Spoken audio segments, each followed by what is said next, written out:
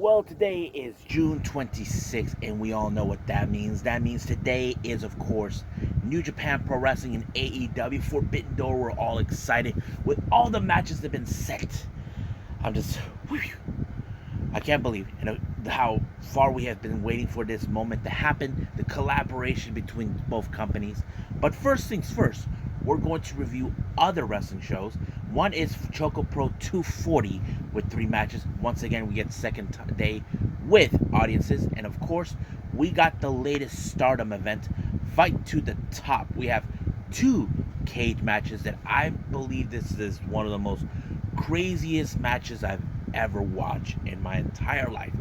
Now, people can say this is the first time we see cage matches in Stardom. Well, looks like it, but they made history as well. And of course, we got a couple of news updates that we definitely want to share with everyone. So, let's get ready with another episode of Deleted Wrestle Zone.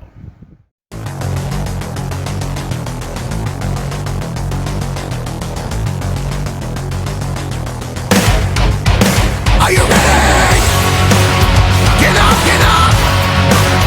Get up, get up! Get up, get up! Get up, get up! Get up, get up! Get up, get up!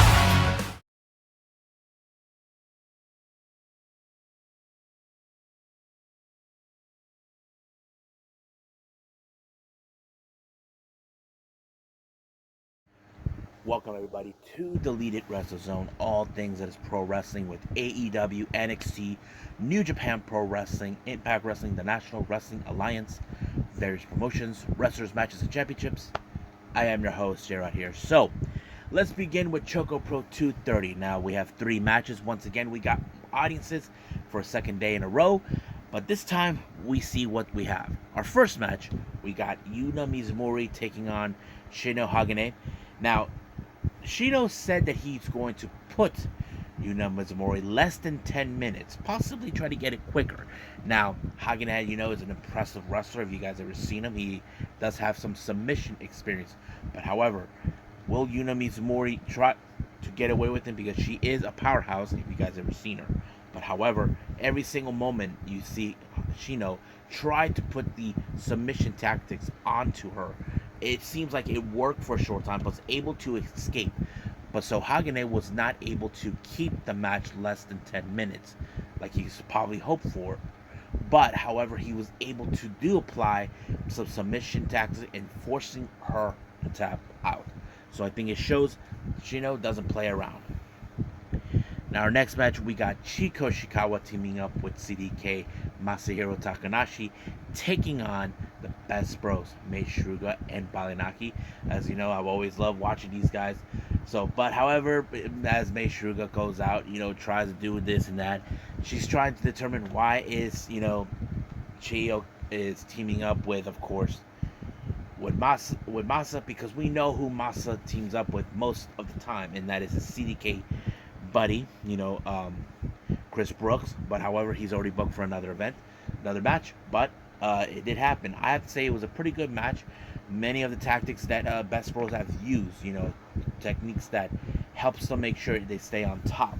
But however, the synchronization between those two is unnatural. But one thing it is clear is that it was Mei Shruga picked up the victory on Chiko Shikawa, making them the winners of this match.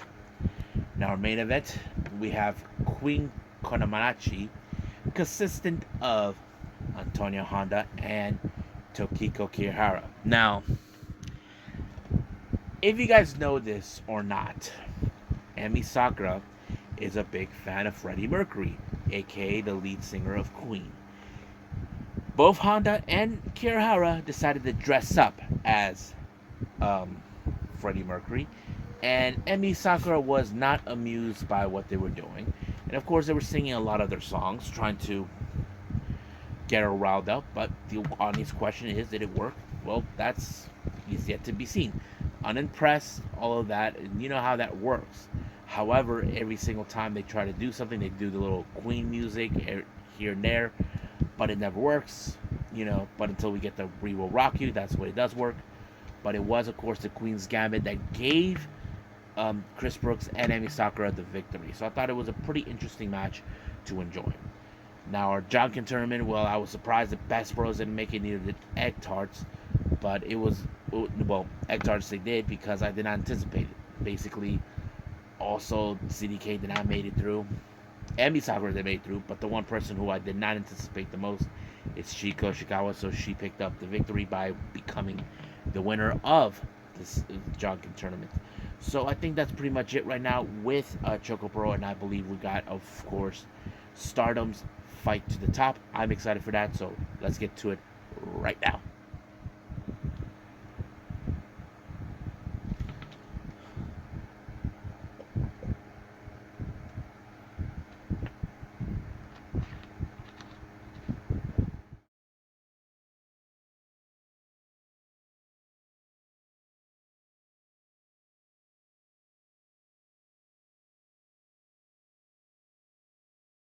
Okay, since you guys like the Stardom stuff that I review, I'm going to be honest with you. I'm going to skip two of the much recent events of Stardom and get with this one because it's just too good to pass up. And not to mention, some of the matches I could not miss one way or the other.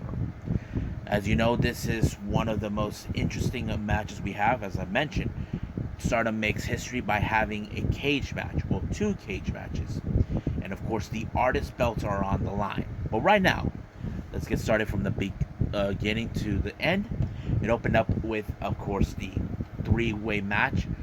Ruka of Oda Tai versus Waka of Cosmic Angels versus Unagi Sayaka. Now, keep in mind, before this event, Unagi gave her that tough love kind of attitude towards Waka. Now, in three-way situations we've seen in the past, there's always those that would work together. However, Unagi had a different intention. Now, as you know, Waka is still haven't won a match, and I don't know if this was Unagi's way of trying to get her, get fired up, knowing that this is not going to be a standard 2-on-1 type, because we've seen this type of match on various occasions. We've seen that with Oda Tai, we've seen that with Queen's Quest, we've seen that with Stars, but only one has to walk out as a victor. So that kind of went into that direction. But however, of course, it's opened up with Waka and Unagi facing off, but Ruka was right there sitting down watching until she butted in, but she was able to pick up the victory by applying the freezer bomb onto Waka. However, at the post-match, Unagi was about to walk away without Waka, but instead she went back for her and carried her on her back as a piggy ride. So basically, I don't know what's going to happen right now. It looks like they might have buried the hatchet, but I guess Waka did show a lot of fire, but it wasn't still not enough to give her the win she hoped for. Now, our next match, we got Queen's Quest, Miyu Amasaki and Lady C, the rookies of this team, and of course we got Saya Ida and Momokogo from Stars. I thought this match was great because it was mostly the rookie types. Now, some of you say Saya Ida's not a rookie. Well, she is. You know, she recently, last year, she won the future belt from Micah. But, however, now it's like in the hands of Hana. In this particular match, it was pretty good. But, however, what I did like, as you know, Stars spent some time with Yuji Nagata, who was the sensei, the one who was training them. I was a bit surprised that Saya Ida went into character, does the infamous armbar with her eyes wide white, as what Yuji Nagata would do. I did not anticipate that, but as soon as she was over, she had no clue what she's done. She put Lady C in that maneuver, and I'm like, wow, I think she did learn something from Yuji Nagata. But I'm sure he's probably proud of her. We cannot deny that. Now, our next match, we have Mina Shirakawa of Cosmic Angels taking on Himeka of DDM. Now, this thing, as you know, the backstory on these two, it turns out that both Himeka and Mina were good friends before going to Stardom. However, Himeka wanted this match, all this and that, and decided to piss off Mina. I have to say, Mina really did a pretty good job, showing a lot improvement. But however, the one thing that was really sucked is the fact that Himeka decided to break the rules by using Mina's famous Mina collection, Mina Glamorous collection, which is the finisher move that the pin move she normally uses to win her matches. But of course, Mina was not happy with the idea how it is. Even Himika extended her hand, but I highly doubt this is the end between them because, as you know, this is not the last time that those two will run into each other. We still got that one match where we see Cosmic Angels and DDM face off in that elimination match 6-on-6. But that is another time. Now our next match is the Artists of Stardom in a elimination match.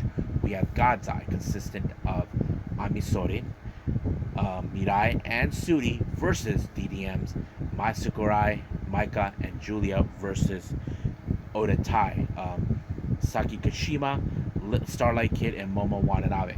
Now keep in mind in this particular match, Julia had the right to have this match against Oda Tai, but however, Suri decided to challenge for these belts. And of course, Starlight Kid, as you know, she's a bit devious, she's a bit smarter, allowed it to happen. But of course, Julia did not like this one way or the other. She felt that it was unfair because I think that's what Suri realized.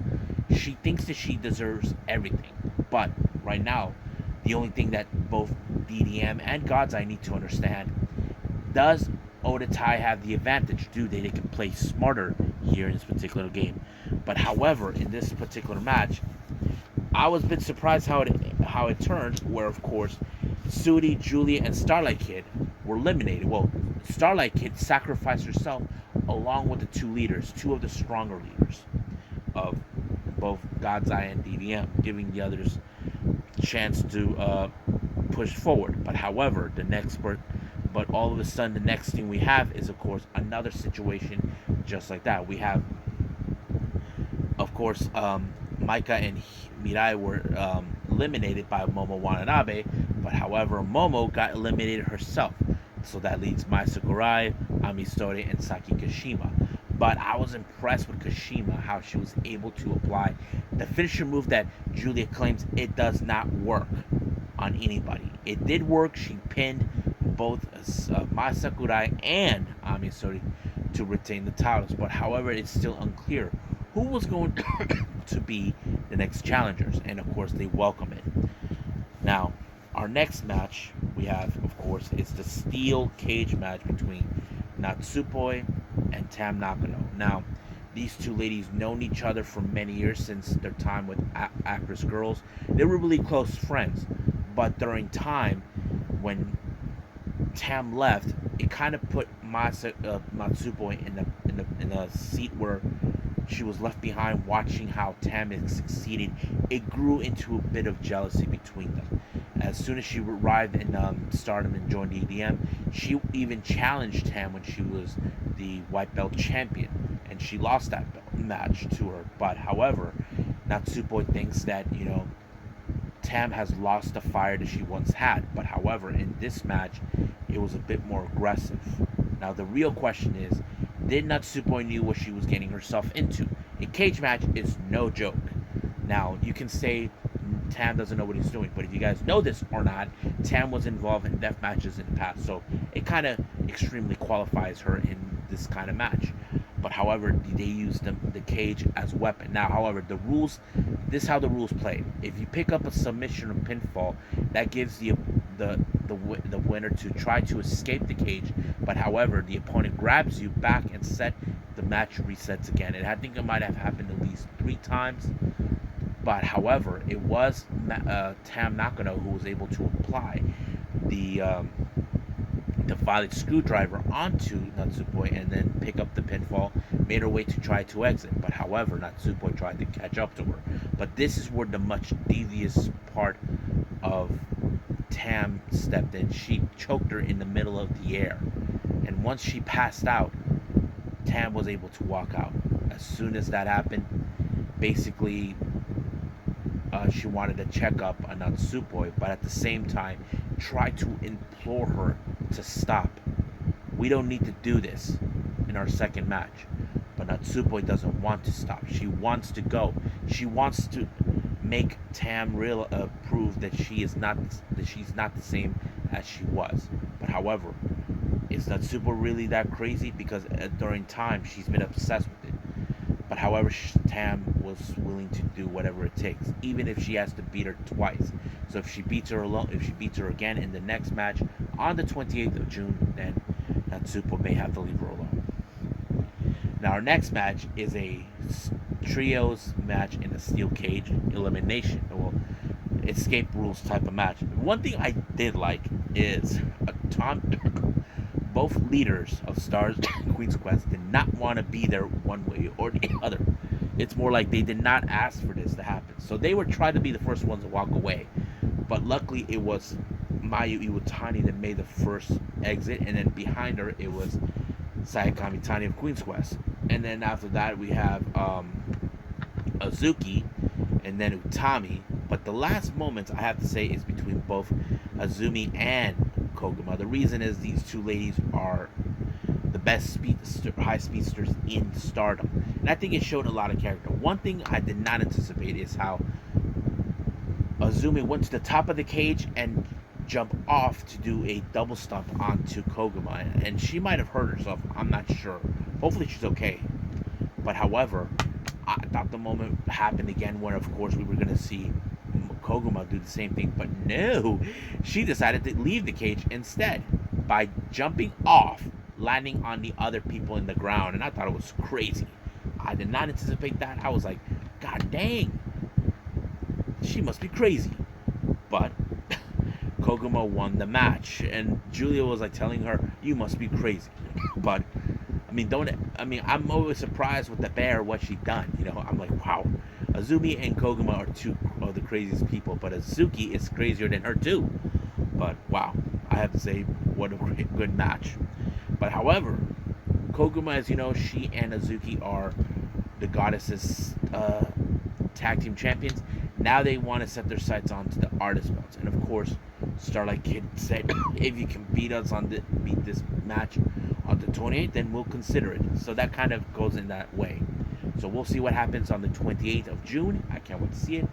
But right now, I believe we should move on to the real show we wanted to see, AEW New Japan Pro Wrestling and Forbidden Door. So let's get to it right now.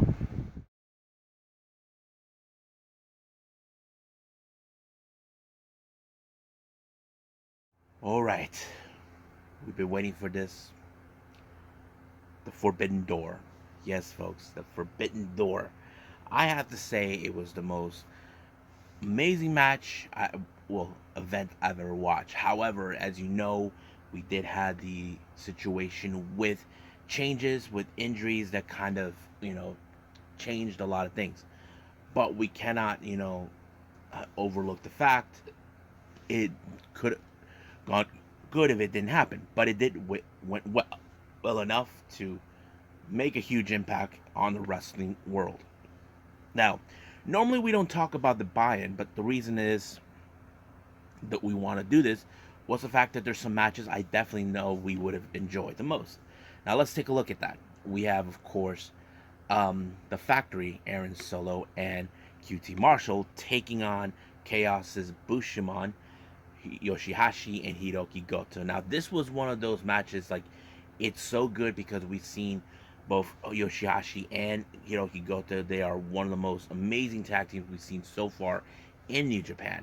But however, you look at the Factory saying, they look at, the New Japan dojo, they don't make good wrestlers, they think like that. But however, this time they got their asses handed to them by Bushimon, all thanks to the teamwork that Bushimon always does. Aaron Solo paid the price.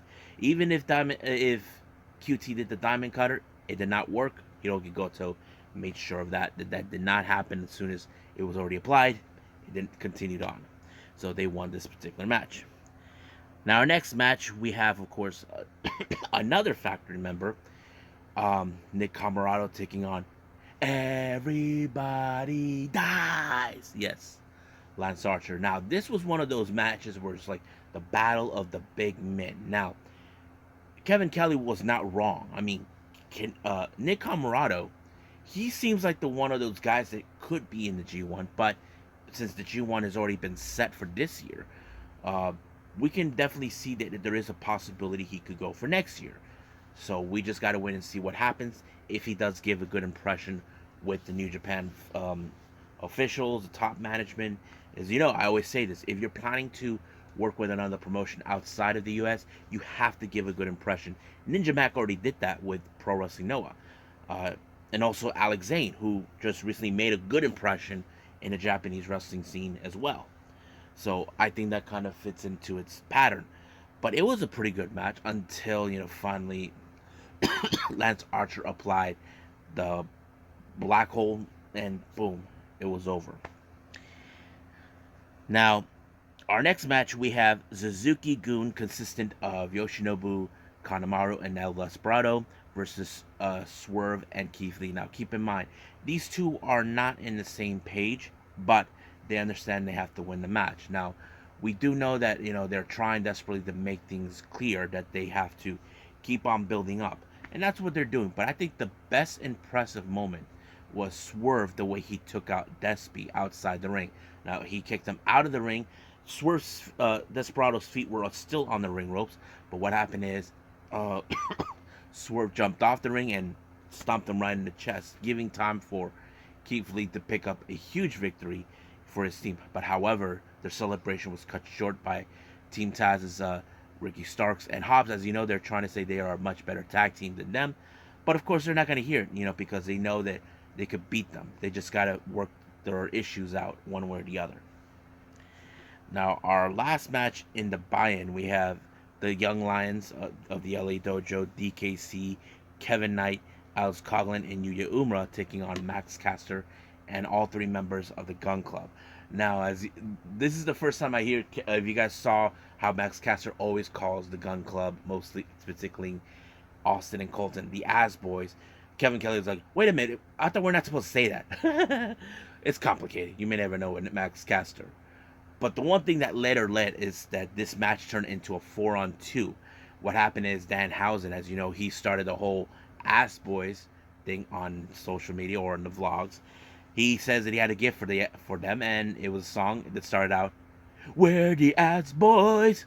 And I thought it was so hilarious with that. And Colton and Austin just bolted to the locker room to find Danhausen to make him pay for what he did, leaving Billy and Max Caster all alone. Now, and to be fair, yes, it would have been a better match to the LA Dojo to win. But however, you cannot count out Alex Caster has been on the roll as well, even though Anthony Bowens has been out of action for quite some time. But him and Billy were able to pick up the victory. But you cannot deny the fact that Billy, he is not a happy camper that his own sons just bolted to chase Danhausen to make him pay for what he did, But I'm kind of curious what Hook is gonna say, why he did that, because if you guys ever follow Danhausen, he keeps telling both Austin and Colton, embrace the Ass Boys, but they're not. So basically, this is his way of like, well, I'm gonna keep doing it no matter what. But we'll see how that goes. Now, our main card starts with, of course, Jericho, Sammy Guevara, along with the King, Minoru Suzuki, taking on Shota Umino, or as we call him, Shooter, Wheeler Yuta, and Eddie Kingston. Now, this match was so brutalized in every aspect. Now, Wheeler Yuta has been one of those wrestlers that could stand a toe-to-toe against Minoru Suzuki. But however, Shota Umino got a bit of revenge by applying the walls of Jericho on Jericho himself. If you guys remember, a couple years ago, Jericho hurt his dad for no reason and attacked Umino for no reason at all. He didn't do anything wrong, but Jericho pissed him off, or just did it for the hell of it. But however, it did not do any well because apparently Jericho applied the juice effects, giving them the victory. But however, while Umino was in the back doing an interview with with Tony Schiavone, he was approached by, of course, Menard and Parker, and then Jericho showed up, and then he kind of tricked them by applying the fireball from the so-called Wizard. Sooner or later, Jericho's going to get a fireball in his butt because he's trying to ensure that the Blackpool Combat Club gets the message all the way to, of course, this Wednesday for, of course, the Blood and Guts event. Now, our next match is a winner-take-all for the Ring of Honor World Tag Team titles and the IWGP Heavyweight Tag Team titles between Roppongi Vice, Rocky Romero, and Trent Beretta versus United Empire, Cobb and Khan versus FTR. Now, this whole thing began, of course, if you guys remember, FTR did claim that they are ambitious to have these titles. Now, when you hear something like that, that is something that United Empire will not tolerate. So this is what the match was all about. So it was a pretty good darn match. But there was the time where Dax Hartwood looks like he had a problem with his shoulder. Doctors took him to the back to go on. But however, Cash went as long as possible until he had no other choice but to tag in Trent Beretta. And I think it played a good psychological moment. Now, keep in mind, Khan and RFTR probably did not want Roppongi Vice in this match, but it did happen. But out of nowhere, when you see guys like with FTR doing the big rig, that is the sign that they won the match. So now they're three title holders. Like they have become like the belt collector, kind of like what Kenny and Deonna Purrazzo did. So that means they got all three different titles. So there's a lot of questions that I really want to bring up, but I will discuss about that in my upcoming podcast, so that way everybody can understand what I'm referring to. Now, we get a little interview with Juice and Jay White. Now, keep in mind, Juice is still proclaiming himself that he is still the IWGP United States Champion. And the match between Orange Cassidy and Will Ospreay is nothing more than a number one contendership. Because Juice has been going on saying, hey, Will Ospreay, I beat you, I pinned you, so take your sorry ass back to the line. So he feels like, why is he in this? And I think that kind of raises the questions. But I think that's for another conversation at a later time.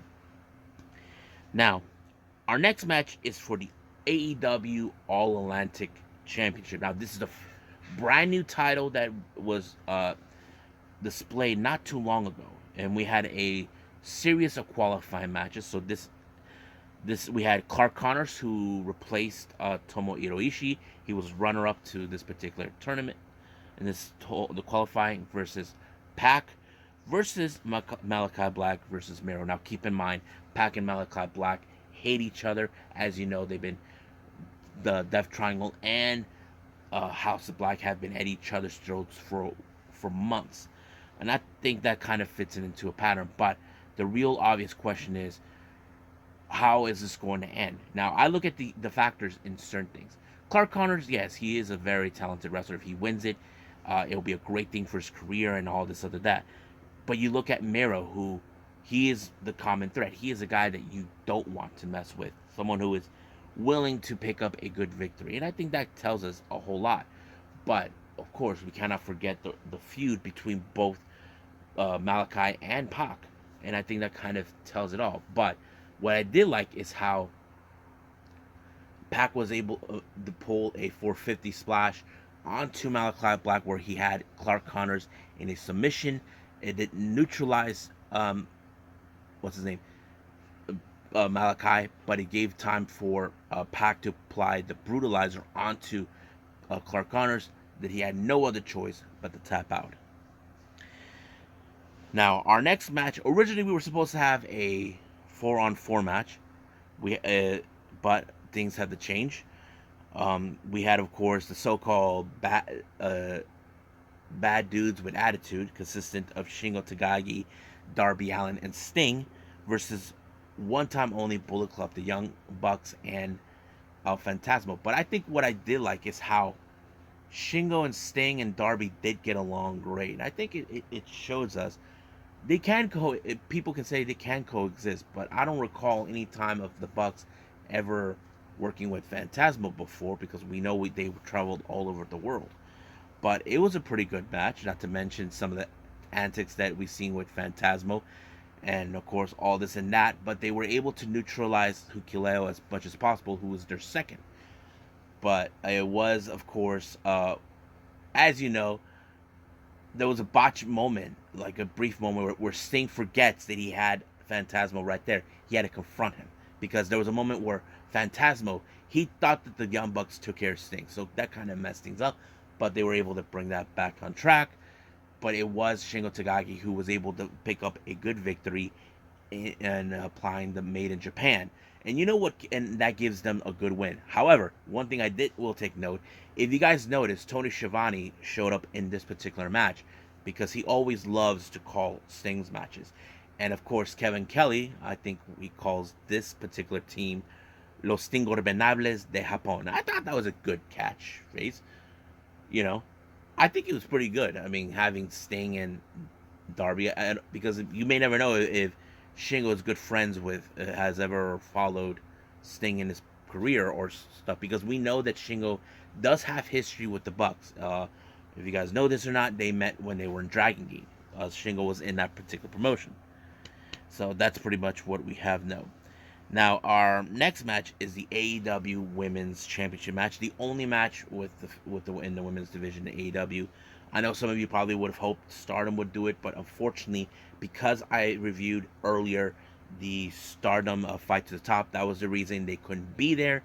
This match was too important. I'm sure we will see AEW work with Stardom in the future, because according to the CEO says, never say never.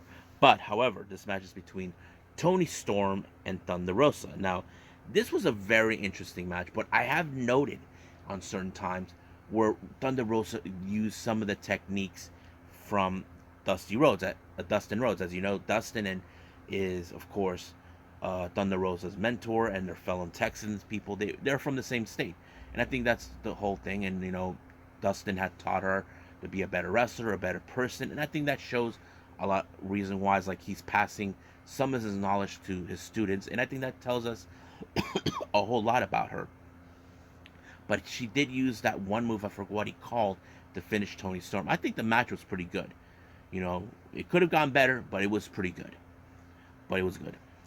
So now our next match is for the IWGP United States Heavyweight title. Now keep in mind, I mentioned this before, the belt is not in the possession of Will Ospreay. Juice Robinson still claims he is still the champion.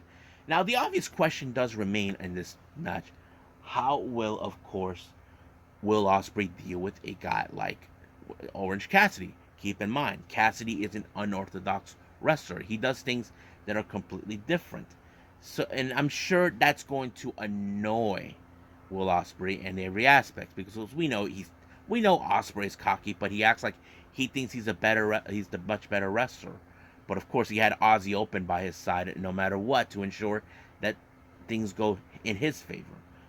But Orange Cassidy was able to, of course, neutralize both Ozzy Open, Fletcher, and Davis. But one thing that was surprising is no one has ever kicked out of the Hidden Blade until Orange Cassidy did.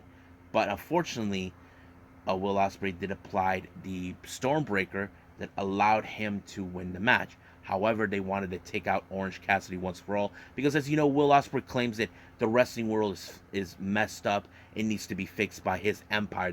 He's there to fix the wrestling business.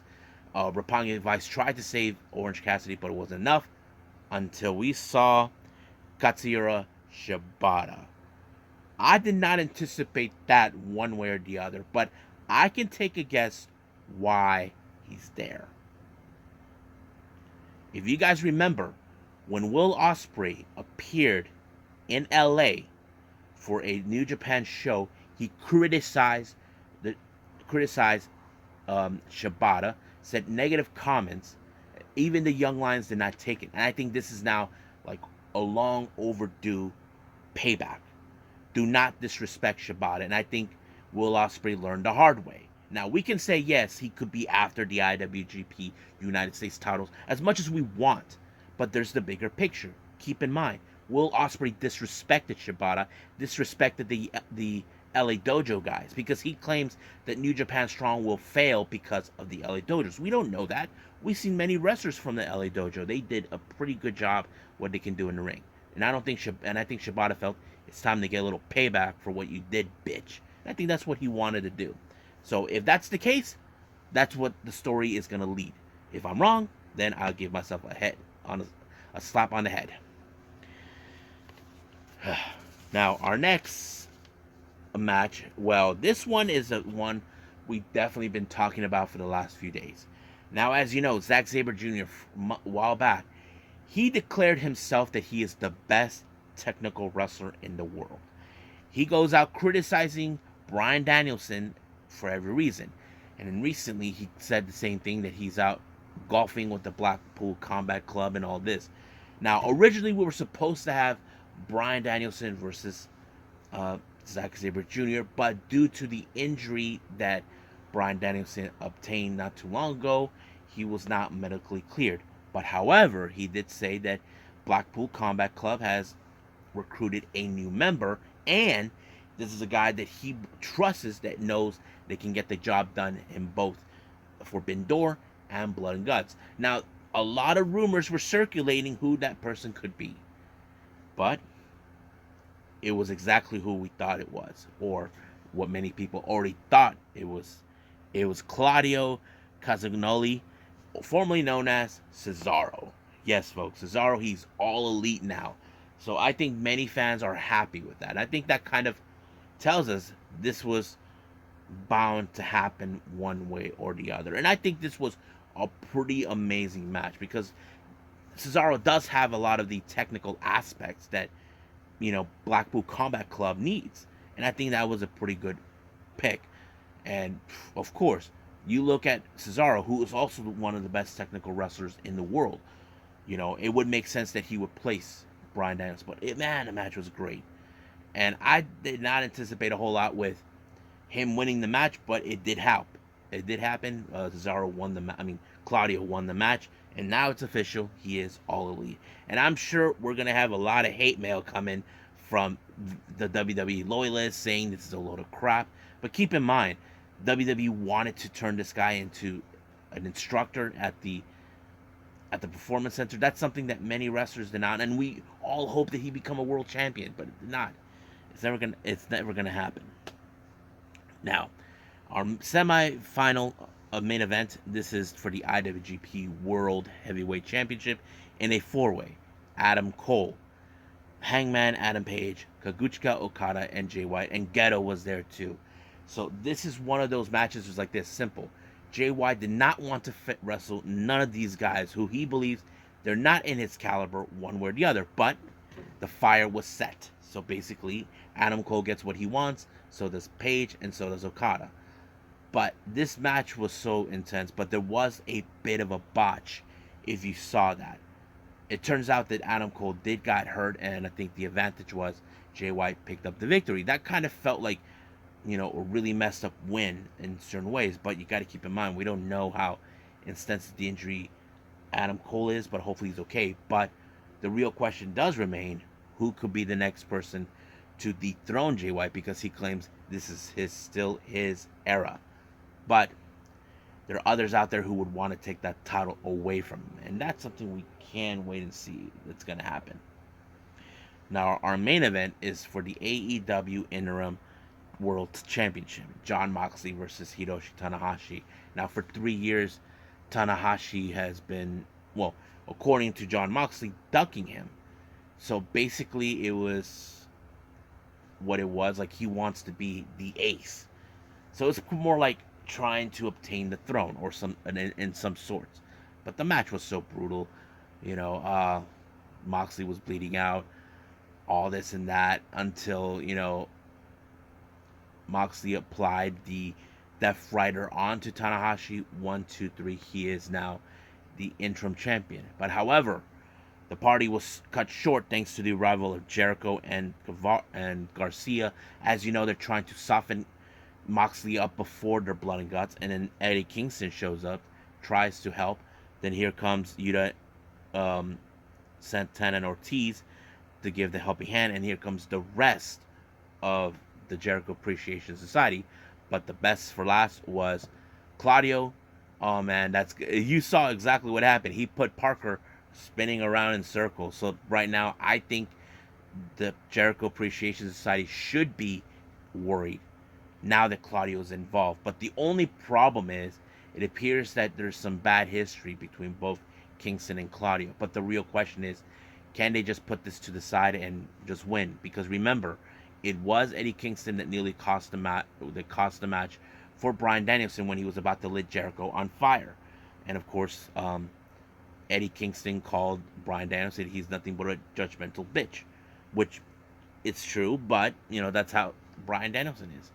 So I thought the match was great. I thought the entire event was amazing. I enjoyed every moment of it, and I can't wait to see what 2 is going to do. But I know we're all hoping for Stardom and AEW to work together. So we'll see what happens down the line, and we will keep apprising to that. So I believe there's no news updates for this particular episode, possibly the new one. Yes, but right now, let's just call it a day. Well, hope everybody enjoys this. As you know, all these wrestling shows, if you guys notice, they all came from the same day, June 26th. ChocoPro, Stardom, and of course the Forbidden Door. I was so happy that all of them were on the same day. I decided to do that for today. I did not want to wait for the Stardom of maybe a day later. I want to do it sooner or later. Well, I should do it now to be exact, but I hope everybody enjoys. I have to say both Stardom and Forbidden Door were amazing. I enjoyed every moment of it. But I can't wait to see what I'm going to do for the next episode. We do have AEW Dark Elevation involved in that. I haven't decided what I'm going to review yet. I'll see what I can do from that. Like I said before, I'm going to skip the 2 previous events before the latest Stardom show, Fight to the Top. There's no need for that because I feel like I want to keep up with everything right now. I can't wait for what's going to happen on the 28th with Stardom because we have the second match between Natsupoi and Tam, and not to mention Saki and Hikari Shimizu will make their debut along with Mina and Unagi and many other things. Oh yeah, and the future title will be on the line.